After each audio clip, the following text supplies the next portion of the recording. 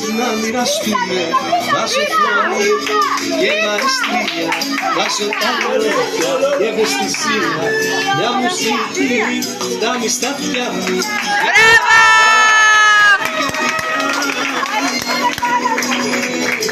Χρόνια πολλά σε σένα και τα γενέθλιά σου.